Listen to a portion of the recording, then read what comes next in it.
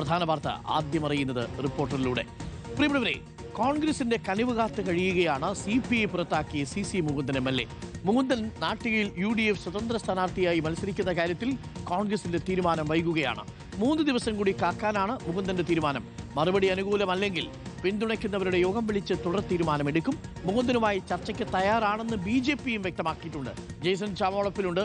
Jason ചാമോളപ്പിൽ, ഒടുവിൽ മുകുന്ദ വഴിയാധാരമാവുമോ? കോൺഗ്രസ് ഏകദേശം കൈവിട്ട മട്ടാണോ?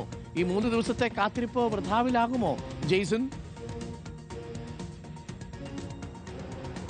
അരുൺകുമാർ, കോൺഗ്രസിന്റെ സ്ഥാനാർത്ഥികളെ തീരുമാനിക്കാൻ തന്നെ കോൺഗ്രസിന് സമയമില്ല. അവിടെ തന്നെ തമ്മിലടിയാണ്. നാം നിരന്തരമായ വാർത്തകൾ പുറത്തു വന്നുകൊണ്ടിരിക്കുന്നു.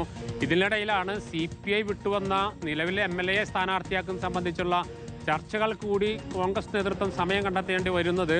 പക്ഷേ കാര്യമായ ചർച്ചകൾ ഇന്നലെ ഡൽഹിയിൽ നടന്നിട്ടില്ല. പക്ഷേ പ്രധാനമായും KPCC പ്രസിഡന്റും രമേശ് ചെന്നിത്തലയും ഇദ്ദേഹവുമായി ചർച്ച നടത്തി അല്പം കാത്തിരിക്കാനാണ് ഇദ്ദേഹത്തോട് ആവശ്യപ്പെട്ടിരുന്നത്. പക്ഷേ ആ കാത്തിരിപ്പ് വൃഥാവിലാവുമോ എന്നതാണ് പ്രധാനമായും നോക്കുമ്പോൾ, മൊത്തം നിരീക്ഷിക്കുമ്പോൾ തോന്നുന്ന കാര്യം. എങ്കിൽ മറ്റു നടപടികളിലേക്ക് പോകാനുള്ള തീരുമാനം CC മുകുന്ദൻ്റെ ഭാഗത്തുണ്ടാകും. സ്വതന്ത്ര സ്ഥാനാർത്ഥിയായി മത്സരിക്കണമെന്ന മോഹം CC മുകുന്ദനുണ്ട്. പക്ഷേ അതിന് വലിയ സാമ്പത്തിക ചിലവുണ്ട്. CC മുകുന്ദൻ വ്യക്തിപരമായി നോക്കിയാൽ വളരെ സാമ്പത്തികമായി ഇപ്പോഴും പിന്നോക്കം നിൽക്കുന്ന ഒരു നല്ല വ്യക്തിയാണ്. ആ കാര്യത്തിൽ സംശയമൊന്നുമില്ല. തിരഞ്ഞെടുപ്പ് എന്ന് പറയുന്നത് നല്ല വ്യക്തികൾക്കൊപ്പം തന്നെ സാമ്പത്തികം കൂടി വേണമല്ലോ, പ്രത്യേകിച്ച് സ്വതന്ത്ര സ്ഥാനാർത്ഥിയാവുമ്പോൾ.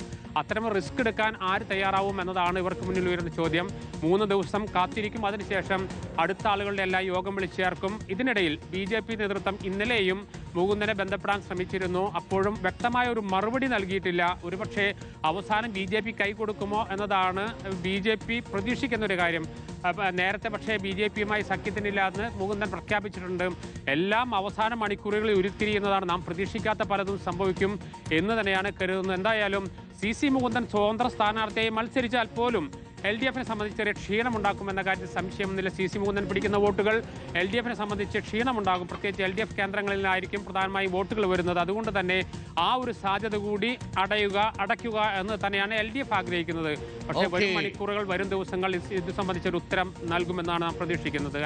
Thank you Jason. ജെയ്സണാണ് വിവരങ്ങൾ നൽകിയത്. ഇപ്പോൾ മുകുന്ദന്റെ കാര്യം പറയുമ്പോഴേ, മുകുന്ദന് സീറ്റ് കിട്ടിയില്ലെങ്കിൽ മാത്രം മുകുന്ദൻ CPIയിൽ നിന്ന് കോൺഗ്രസിൽ പോയതുപോലെ എന്ന മട്ടിലൊരു പ്രയോഗം വരും.